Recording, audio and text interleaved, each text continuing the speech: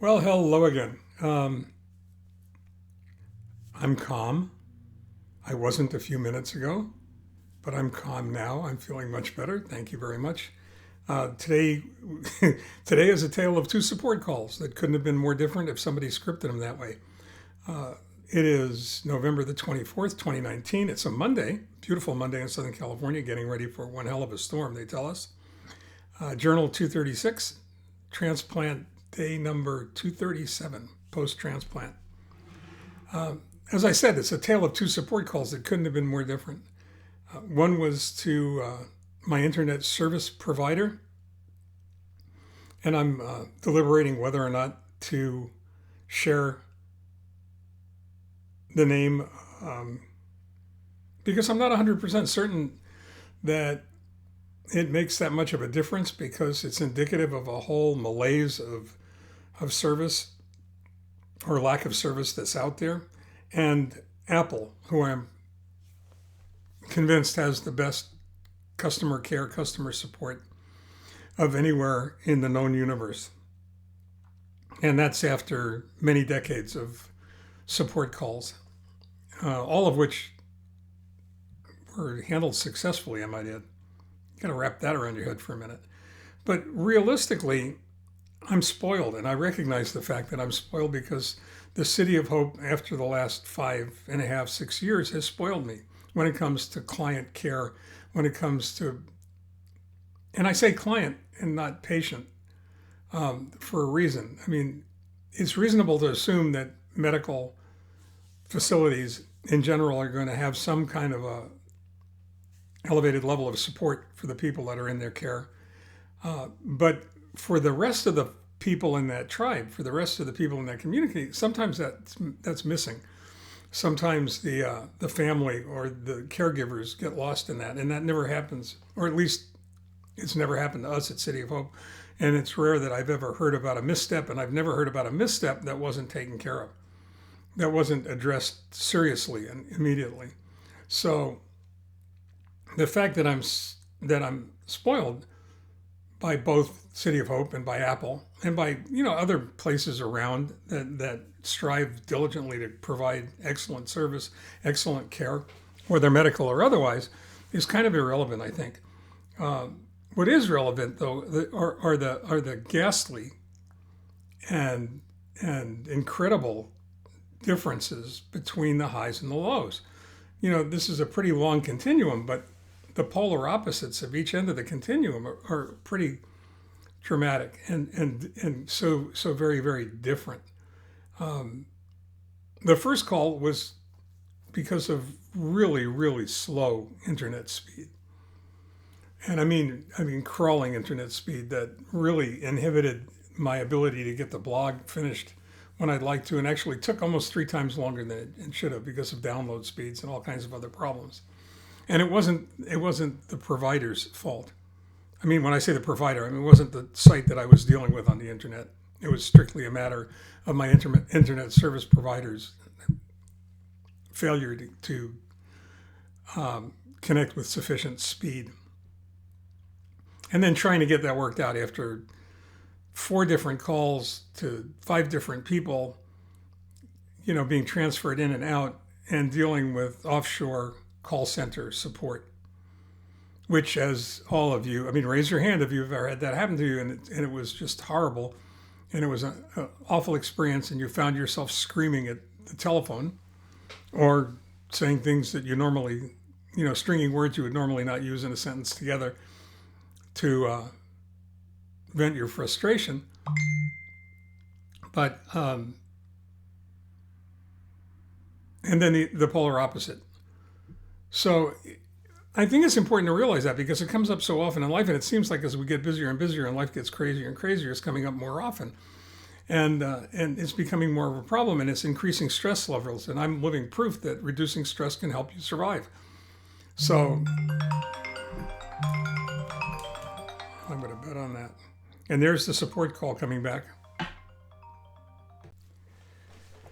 You have to admit there's something really incredibly incongruous about bitching and moaning about a support call only to have the company that you're bitching about call to make sure that everything's okay. So we'll have to go ahead and put a point on that corner of the scoreboard and hopefully figure out what happens later. But it doesn't dismiss the fact that those calls are maddening, especially when they're scripted, especially when you can't really understand the person you're speaking to because the call sender's offshore and their first language is not the same language you share as a first language. And that makes it difficult because on the one hand, as polite as they are, and they are, it's still transactional. It's still sterile. It's still contrived. Whereas talking to someone here who's been well trained and is service oriented to begin with is anything but transactional. It's all about building a relationship with the person you're speaking to, recognizing that they're under stress and they're anxious when they call. Now, in this particular call, my call to Apple wasn't about a service issue. My call to Apple was about information so I could make an intelligent purchasing decision, getting a new computer.